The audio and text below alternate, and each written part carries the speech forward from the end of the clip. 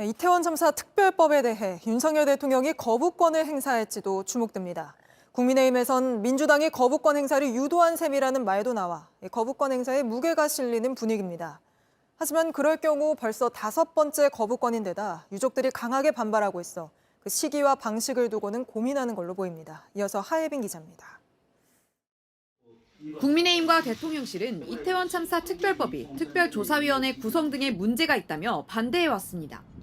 특조위원은 국회의장과 유가족이 협의해 3명, 여당 4명, 야당이 4명을 각각 추천하도록 했는데 야당 측 주장에 치우친 조사가 진행될 수 있다는 이유에서입니다. 사건 이후 500여 명의 인력을 투입해서 관련 조사와 수사가 충분히 이루어진 결과 관련자들에 대한 재판이 이미 진행 중에 있습니다. 하지만 국민의힘은 지난주 특별법이 본회의를 통과한 뒤 지금까지 법안에 대해 특별한 언급은 하지 않고 있습니다. 김건희 특검법과 대장동 특검법에 대해선 곧바로 대통령실의 제2요구권을 건의했던 것과는 다른 모습입니다. 대통령실 역시 당에서 논의가 먼저라며 언급을 삼가고 있습니다. 그러나 정부 여당에서는 대통령의 거부권 행사로 기운 듯한 기류가 감지됩니다. 당 핵심 관계자는 특별법은 여야 합의 없이 통과됐다면서 민주당이 거부권 행사를 유도하고 있는 셈이라고 말했습니다.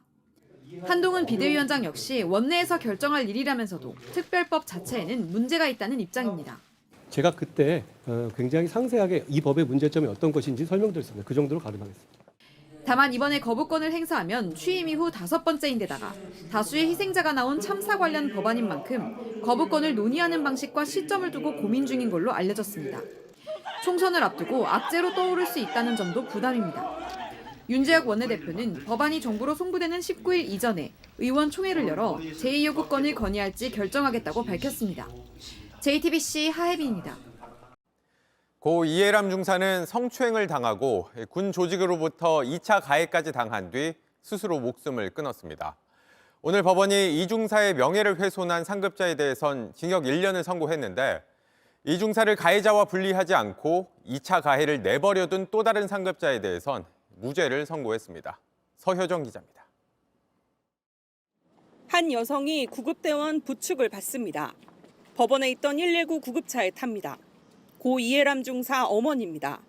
법원은 오늘 이 중사 상급자였던 김모 대대장에게 무죄를 선고했습니다. 함께 재판에 넘겨진 이 중사의 직속 상관 중대장과 수사를 맡았던 군검사 박모 씨에겐 징역 1년의 실형이 선고됐지만 법정 구속은 되지 않았습니다. 증거인멸 우려가 없다는 이유였습니다. 그리고 이 중사 어머니가 의식을 잃고 쓰러진 겁니다. 어머니는 숨을 헐떡였고 주변에서 숨을 쉬라고 하자 내가 숨 쉴 자격이나 있느냐고도 했습니다. 어머님이나 아버님을 직접 만나보고 네. 그 이중사에 대해서 자기가 잘 보호를 하고 자기가 잘 보살필 테니까 안심하라고 거듭 안심을 시켰습니다. 여러 번. 그래서 믿었는데. 김 대대장은 가해자와 이중사가 분리되지 않은 걸 상부에 보고하지 않고 이중사에게 회유 등을 한 걸 알면서도 징계를 미룬 혐의를 받아왔습니다. 재판부는 조치가 부적절했지만 정황만으로 고의가 있었다고 보긴 힘들다고 판단했습니다. 다만 김 중대장의 명예훼손 혐의, 군검사의 사건 수사 지연 혐의는 인정됐습니다. 유족들은 강하게 반발하며 항소심에서 반드시 유죄가 밝혀지길 바란다고 밝혔습니다. JTBC 서효정입니다. 한 여성이 음주운전을 하다 경찰에 적발됐는데 이 여성을 신고한 사람이 스토킹 혐의로 입건됐습니다.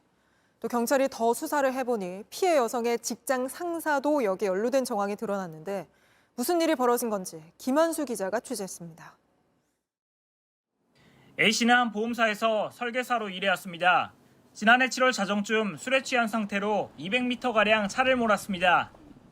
새벽 일찍 나갈 거거든요? 그래도 안 돼요? 왜 아무데나 계시면 돼요? 단속은 없어요. 하지만 A씨는 현장에서 경찰에 적발됐습니다. 그런데 얼마 뒤 경찰이 음주운전을 신고한 박모 씨를 스토킹 혐의로 입건했습니다. 박 씨 등 남성 4명이 차량 2대로 A씨를 미행한 사실이 드러난 겁니다. 경찰은 이들이 A씨의 회사부터 저녁 약속 장소까지 최소 40km를 미행한 것으로 파악했습니다. 특히 A씨의 직장 상사인 지점장 강모 씨 명의의 차가 미행에 이용된 사실을 확인했습니다. 강 씨가 미행 당일 A씨에게 전화를 걸어 위치를 여러 번 물어본 사실도 드러났습니다. 어디야? 내가 달려갈게. 난 제가 가야죠. 얼마 어디요? 집이야? 아니요. 멀리 왔어요, 멀리. 멀리가 어디요? 경찰은 강 씨와 박 씨가 미리 범행을 공모한 것으로 보고 스토킹 혐의로 검찰에 넘겼습니다. 다만 두 사람이 누가 미행을 먼저 하자고 한 건지는 주장이 엇갈리고 있다고 밝혔습니다. 영화나 드라마 같은 데서만 보던 일이라서. 근데 자꾸 조사를 하다 보니까 저랑 연관된 사람이 나오니까 더 무섭고. 회사 측은 강 씨를 지점장에서 인사 조치했다고 밝혔습니다. JTBC 김한수입니다. 세종시의 한 아파트에서 불이 나 부부와 초등학생 딸 등 일가족 3명이 온몸에 화상을 입었습니다. 집안에서 기름통이 발견돼 방화로 추정이 되지만 누가 불을 지른 건지는 아직 확인되지 않았습니다. 정영재 기자입니다. 불길은 창문을 뚫고 위로 번져나갑니다. 불티가 날아다니고 아래로 떨어집니다. 고압 살수차가 물을 뿌려댔지만 쉽게 꺼지지 않습니다. 한밤중 큰 불에 주민들은 소리치며 상황을 알립니다. 불 많이 나는데? 저 윗집이 더 걱정이야 지금. 어젯밤 세종시 한 아파트에서 큰 불이 난 모습입니다. 먼저 굉음과 폭발이 있었고 곧 불이 붙었습니다. 폭발 소리는 진짜 살다 이런 소리는 처음 들어봤거든요. 건물이 무너지는 소리랑 거의 비슷할 정도로. 폭발 충격에 유리창이 통째로 뜯겨나가면서 집 안이 훤히 들여다보일 정도입니다. 바로 위층 외벽도 검게 그을렸습니다. 40대 부부와 초등학생 딸이 온몸에 심한 화상을 입었습니다. 아직 의식이 없습니다. 불은 1시간 만에 꺼졌습니다. 집 안에는 20리터짜리 기름통이 있었고 발화 지점은 여러 곳이었습니다. 누군가 여기저기 기름을 뿌렸다는 얘기입니다. 발화 지점은 한 몇 군데 정도 있는 걸로, 지금 한 서너 군데 방, 거실, 안방 뭐 이런 식으로 지금 되고 있는데, 경찰은 다른 침입자가 있는지 조사하고 있습니다. JTBC 정영재입니다.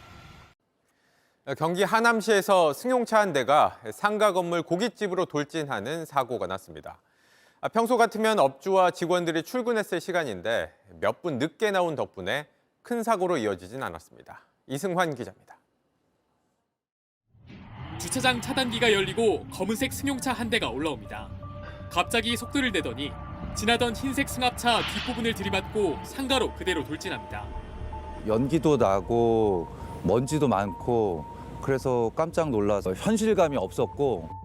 승용차가 부수고 들어간 곳은 고깃집 주방이었습니다. 가게 주방은 시멘트와 유리 조각 등 잔해가 뒤섞여 엉망이 됐습니다. 가장 앞쪽에 있던 식기세척기는 이렇게 가게 안쪽으로까지 밀려 들어왔습니다. 60대 여성이 운전하던 차량이었습니다. 그분과 손가락으로 의사소통을 했습니다. 운전자도 의식이 있다는 걸 확인을 했고. 곧 도착한 소방대원들이 차 보닛 위로 올라갑니다. 차가 부서지고 구부러져 문을 열 수가 없었습니다. 앞유리를 깨고서야 여성을 탈출시킵니다. 사고가 난 건 오후 3시 3분쯤이었습니다. 평소 이 가게 주인은 오후 3시면 출근한다고 했습니다. 이날따라 단지 몇 분 지각하는 바람에 위험을 피했습니다. 무사해서 정말 다행이라고 생각을 하고 끌어안고 서로 많이 울었던 것 같아요. 그날따라 지각을 해줘서. 운전자는 브레이크와 가속 페달을 착각했다고 진술했습니다. 지하철에서 나올 때 그러다 보면 이제 자기도 모르게 확 밟을 때가 있어요. 이제 여기.